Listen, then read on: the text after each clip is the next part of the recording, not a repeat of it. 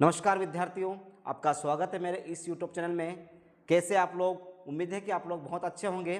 विद्यार्थियों, आज हम इस वीडियो के माध्यम से आर्थिक विचारों का इतिहास नामक प्रश्न पत्र की तीसरी इकाई, जो कि मध्यकालीन आर्थिक विचारों पर आधारित है, इससे संबंधित कुछ महत्वपूर्ण बिंदुओं पर आपसे चर्चा करेंगे।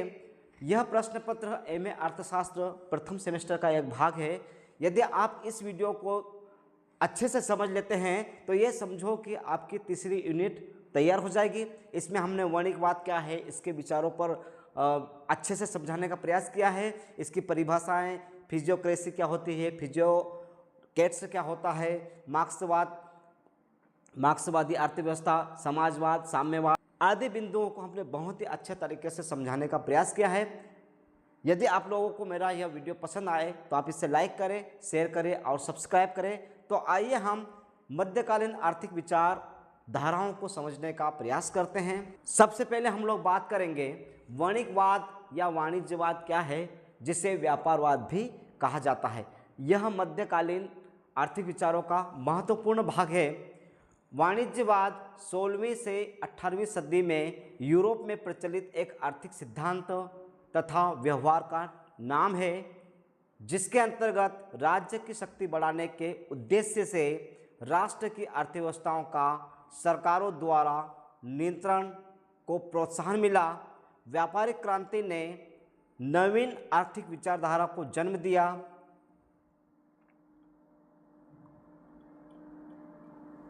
इसका प्रारंभ 16वीं शताब्दी में हुआ। इस नवीन आर्थिक विचारधारा को वाणिज्यवाद, वणिकवाद या व्यापारवाद भी कहा गया। फ्रांस में इस विचारधारा को कोबर्टवाद और जर्मनी में केमरलिज्म कहा गया।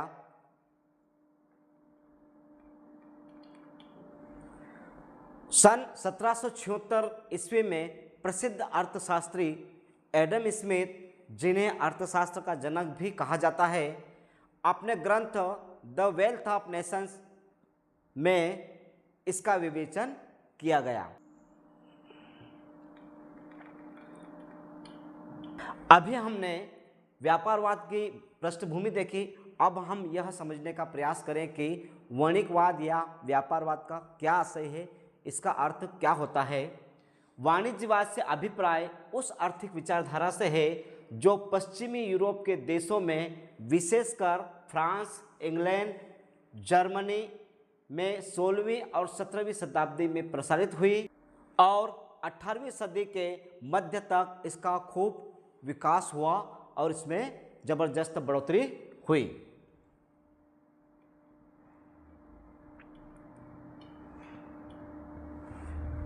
वणिकवाद और वाणिज्यवाद की अवधारणा। वाणिज्यवाद की धारणा अंतर्राष्ट्रीय व्यापार और उससे प्राप्त धन से संबंधित है।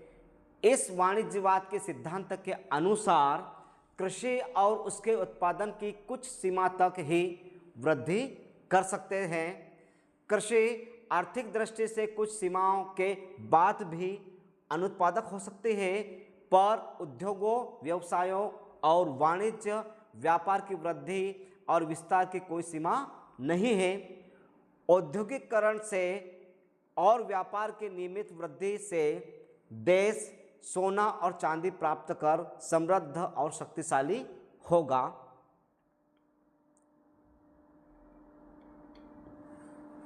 यह वाणिज्यवाद का मूल सिद्धांत है। वाणिज्यवाद में व्यापारी वर्ग व्यवस्थित, सुनिश्चित और नियमित व्यापार, वाणिज्य और सोने चांदी की प्राप्ति और संगठन पर अधिक बल दिया गया। अधिक स्वर्ण प्राप्त कर अधिक शक्तिशाली बनो, यह वाणिज्यवाद का नारा रहा है। अधिक धन संग्रह से देश की आर्थिक शक्ति, संपन्नता बढ़ती है। इससे राजनीतिक लक्ष्य सरलता से प्राप्त किए जा सकते हैं। आंतरिक शांति और बाह्य आक्रमणों से सुरक्षा प्राप्त हो सकती है। इसलिए शासक, राजनीतिज्ञ, विचारक, अर्थशास्त्री, प्रशासक और व्यापारी वर्ग ने वाणिज्यवाद का समर्थन किया। इस प्रकार यदि हम वाणिज्यवाद को संक्षिप्त में समझने का प्रयास करें तो स्पष्ट है कि इसमें कृषि की तुलना में व्यापार को ज़्यादा महत्व दिया गया, उद्योगों को ज़्यादा महत्व दिया गया, ताकि देश में अधिक संपन्नता लाई जा सके।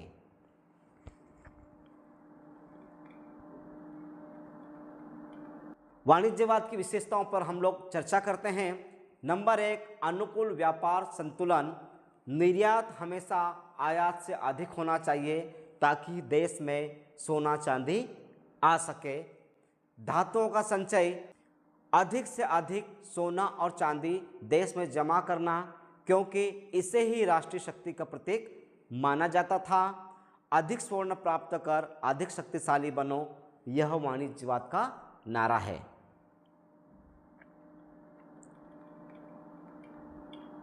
नंबर 3, राज्य का हस्तक्षेप। सरकार अर्थव्यवस्था, उद्योगों और व्यापार को नियंत्रित करती थी ताकि राष्ट्रीय हित पूरे हो सके। नंबर 4, उपनिवेशवाद। कच्चे माल के स्रोत और तैयार माल के बाजार के रूप में उपनिवेशकों का निर्माण और उनका शोषण करना भी व्यापारवाद की एक विशेषता रही है।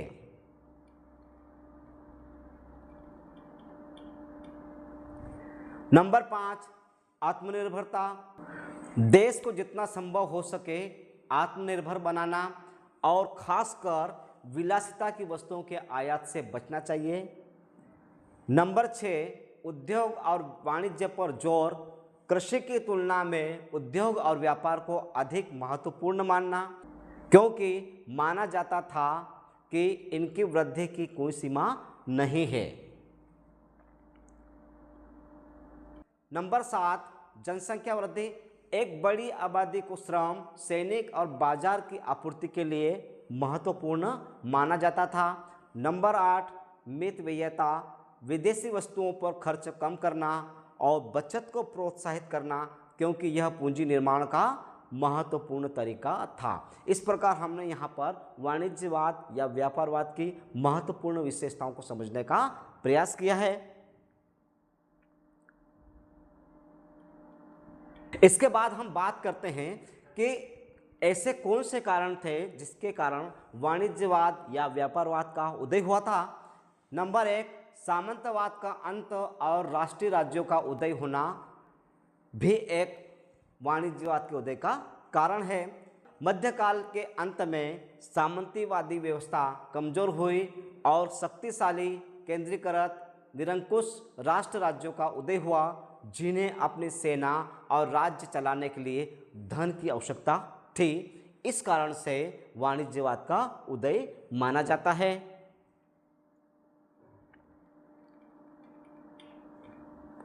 नंबर 2, राष्ट्रीय पहचान और शक्ति की भावना।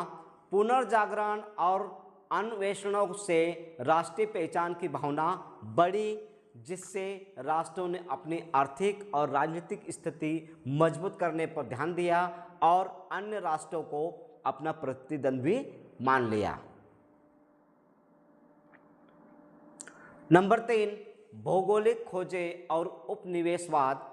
नए समुद्री मार्गों की खोज से उपनिवेशकों की स्थापना हुई, जो मात्र देश के लिए कच्चे माल के स्रोत और तैयार माल के बाजार बन गए, जिससे व्यापार का विस्तार हुआ और वाणिज्यवाद का उदय हुआ। नंबर 4, सोना चांदी का संचय। यह माना जाता था कि किसी देश की शक्ति उसके पास मौजूद सोने और चांदी की मात्रा से तय होती है, इसलिए निर्यात बढ़ाकर और आयात घटाकर धातु संचय पर जोर दिया गया। नंबर 5, व्यापार का सरकारी नियंत्रण।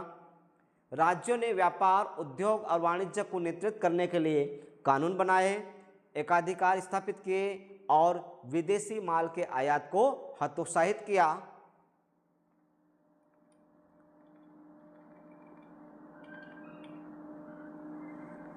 वाणिज्यवाद के उदय में एक महत्वपूर्ण कारण वाणिज्यिक क्रांति भी रही है। यूरोप में व्यापार के नए तरीके विकसित हुए, जिसमें डच व्यापारिक कंपनियों का उदय और अंतर्राष्ट्रीय व्यापार का विस्तार शामिल था, जिससे आर्थिक गतिविधियों में वृद्धि हुई और वाणिज्यवाद को बढ़ावा मिला।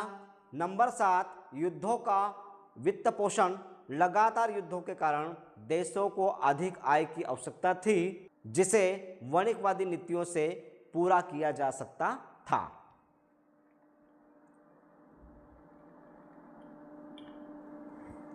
नंबर 8, बढ़ते पूंजीवाद और मध्यम वर्ग का विकास। व्यापारिक गतिविधियों से बुजुर्गा वर्ग शक्तिशाली हुआ, जिसने राष्ट्रों की आर्थिक नीतियों को प्रभावित किया और पूंजीवाद के विकास में मदद की।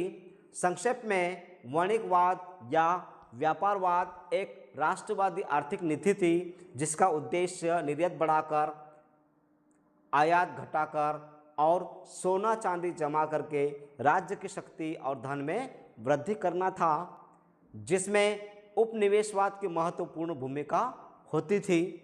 वाणिज्यवाद राष्ट्रीय शक्ति, धन और आत्मनिर्भरता के लक्ष्य से प्रेरित एक आर्थिक नीति थी जो भू राजनीतिक बदलावों और नई संभावनाओं का परिणाम थी।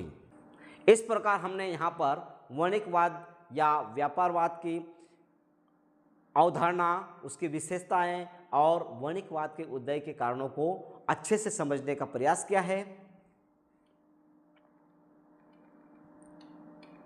अब हम यहाँ पर फिजियोक्रेट्स विचार एवं फिजियोक्रेंसी क्या होती है इसे समझने का प्रयास करते हैं। सबसे पहले हम बात करते हैं फिजियोक्रेट्स क्या होता है। फिजियोक्रेट्स 18वीं शताब्दी के फ्रांसीसी अर्थशास्त्रियों का एक समूह था जो मानते थे कि कृषि ही धन का एकमात्र स्रोत है और प्राकृतिक नियमों के अनुसार अर्थव्यवस्था को बिना सरकारी हस्तक्षेप के चलने देना चाहिए ताकि प्राकृतिक व्यवस्था बनी रहे और देश समृद्ध हो, जिसका शाब्दिक अर्थ प्रकृति का शासन है।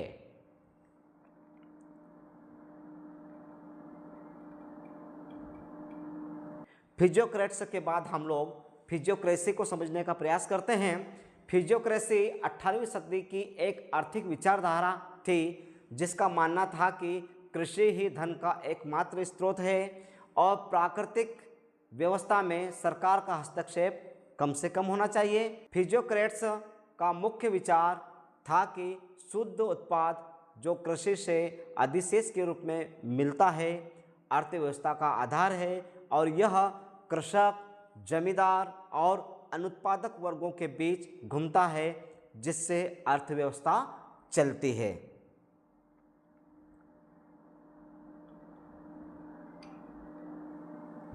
इसके बाद हम फिजियोक्रेसी की प्रमुख विशेषताओं पर प्रकाश डालते हैं।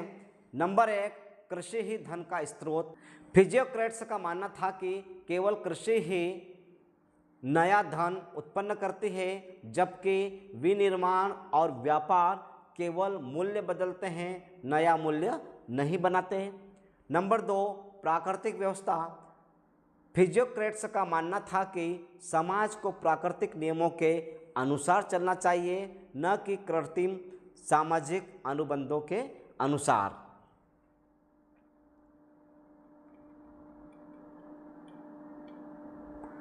नंबर 3, न्यूनतम सरकारी हस्तक्षेप।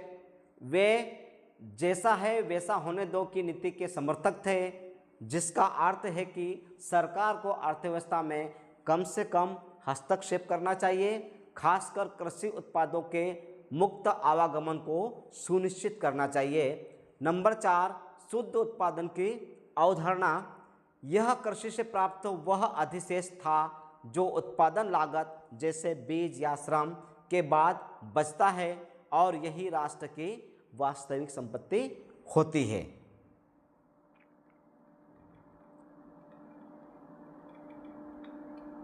नंबर 5, वर्गों का विभाजन। फिजियोक्रेट्स ने समाज को 3 वर्गों में बांटा। पहला उत्पादक वर्ग जिसे किसान कहते हैं, दूसरा भूमि स्वामी वर्ग और निष्प्रयोज्य वर्ग जो कि कारीगर और व्यापारी कहलाते हैं। नंबर 6, एकल कर का विचार। उन फिजियोक्रेट्स का तर्क था कि केवल भूमि पर एक ही कर लगाया जाना चाहिए क्योंकि भूमि ही एकमात्र शुद्ध उत्पाद उत्पन्न करती है।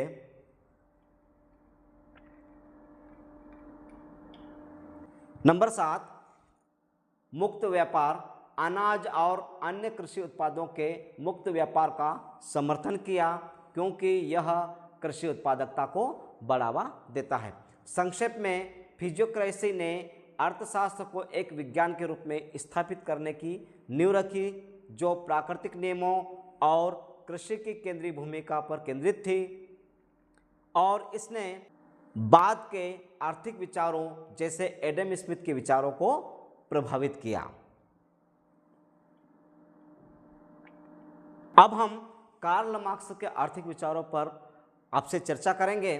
कार्ल मार्क्स के आर्थिक विचारों का केंद्र पूंजीवाद की आलोचना और वर्ग संघर्ष के माध्यम से वर्ग विहीन साम्यवादी समाज की स्थापना है, जिसमें उन्होंने उत्पादन के साधनों पर निजी स्वामित्व के कारण शोषण, अलगाव और पूंजीवाद के पतन की भविष्यवाणी की, जिसके अंत में मजदूर वर्ग क्रांति कर निजी संपत्ति खत्म कर देगा और सामूहिक स्वामित्व स्थापित करेगा।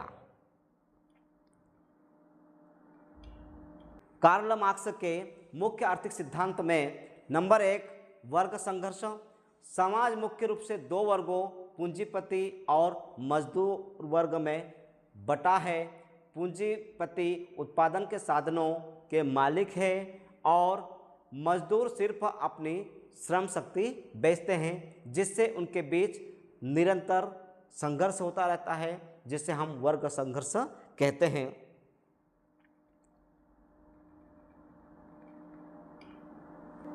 नंबर 2, शोषण और अधिशेष मूल्य। पूंजीपति मजदूरों को उनके श्रम के मूल्य से कम मजदूरी देते हैं। यह अंतर पूंजीपति का लाभ होता है, जो मजदूरों के शोषण से आता है। नंबर 3, अलगाव। पूंजीवाद में श्रमिक अपने ही उत्पादन प्रक्रिया, अपने साथी मजदूरों और अपनी मानवीय क्षमता से अलग थलग महसूस करता है। पूंजीवाद का अंतर्निहित विरोधाभास। मार्क्स का मानना था कि पूंजीवाद में प्रतिस्पर्धा, अस्थिरता और संकट अंतर्निहित है, जिससे मजदूर वर्ग में चेतना आएगी और वे क्रांति करेंगे। नंबर 5, क्रांति और साम्यवाद। मजदूर वर्ग पूंजीवाद को उखाड़ फेंकेंगे, निजी संपत्ति को खत्म करेगा और उत्पादन के साधनों का सामूहिक स्वामित्व स्थापित करेगा, जिससे एक वर्ग विहीन शोषण मुक्त साम्यवादी समाज बनेगा।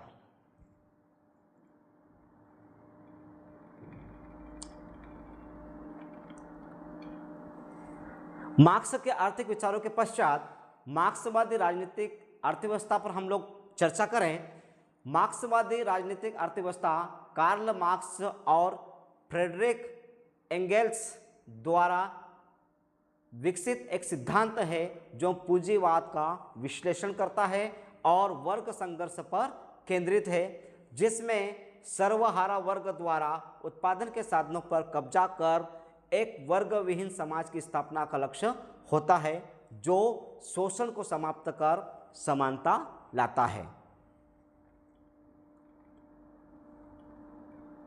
मार्क्सवादी राजनीतिक अर्थव्यवस्था की प्रमुख अवधारणाएं। नंबर 1, वर्ग संघर्ष, पूंजीपति और श्रमिक वर्ग के बीच का संघर्ष। नंबर 2, अधिशेष, श्रमिकों द्वारा उत्पादित मूल्य का वह हिस्सा जो उन्हें भुगतान किए गए वेतन से अधिक होता है, जिसे पूंजीपति अपने पास रखते हैं।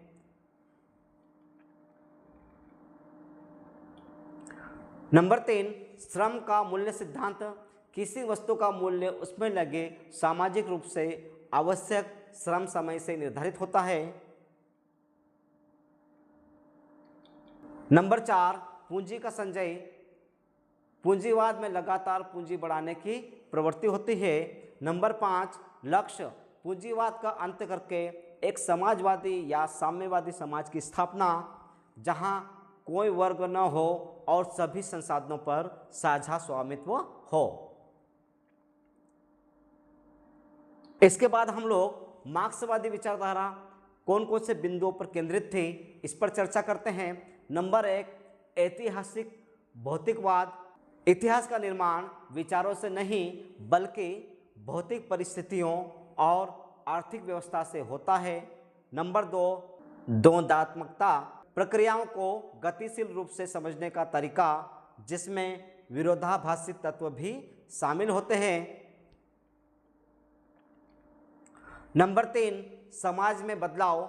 मार्क्सवादी मानते हैं कि दर्शन का उद्देश्य केवल दुनिया की व्याख्या करना नहीं है बल्कि उसे बदलना है, जिसके लिए क्रांति आवश्यक है। संक्षेप में मार्क्स ने पूंजीवाद को एक ऐतिहासिक अवस्था माना जो अपने आंतरिक विरोधाभासों के कारण समाप्त होगा और एक समाजवादी साम्यवादी व्यवस्था में बदलेगा जहां समानता और स्वतंत्रता होगी। और अंत में हम लोग मार्क्सवाद, समाजवाद और साम्यवाद में क्या अंतर है इसे समझने का प्रयास करें। ये 3 अवस्थाएं आपके पास है, समाजवाद, मार्क्सवाद और साम्यवाद। प्रकार एक आर्थिक और राजनीतिक प्रणाली है, एक सामाजिक आर्थिक सिद्धांत या दर्शन है, एक अंतिम आदर्श समाज की बात करते हैं। दूसरा है निजी संपत्ति के बारे में क्या विचार है, सीमित संपत्ति की अनुमति, निजी संपत्ति के उन्मूलन की वकालत, निजी संपत्ति पूरी तरह से समाप्त होना चाहिए। राज्य की भूमिका की बात करें तीनों में, राज्य अर्थव्यवस्था और समाज को नियंत्रित करने में महत्वपूर्ण भूमिका निभाता है, अक्सर लोकतांत्रिक ढांचे की बात करता है। मार्क्सवाद संक्रमण काल में राज्य को आवश्यक मानता है लेकिन अंततः राज्य के खत्म होने की भविष्यवाणी करता है। साम्यवाद की बात करें, राज्य विहीन समाज की कल्पना करता है जिसमें राज्य की कोई आवश्यकता नहीं होती। वितरण का सिद्धांत, व्यक्ति को उसके योगदान या कार्य के अनुसार भुगतान मिलना चाहिए। वितरण का सिद्धांत, क्षमता के अनुसार काम, आवश्यकता के अनुसार वेतन। और साम्यवाद, प्रत्येक व्यक्ति से उसकी क्षमता के अनुसार, प्रत्येक को उसकी आवश्यकता के अनुसार मिलना चाहिए। प्राप्ति का तरीका आमतौर पर लोकतांत्रिक सुधारों और क्रमिक परिवर्तन में विश्वास करता है। जो मार्क्सवाद है वो अक्सर हिंसक क्रांति के माध्यम से पूंजीवाद को उखाड़ फेंकने पर जोर देता है, और जो साम्यवाद है वो क्रांति के बाद समाजवादी चरण के माध्यम से प्राप्त किए जाने वाला अंतिम लक्ष्य मानता है।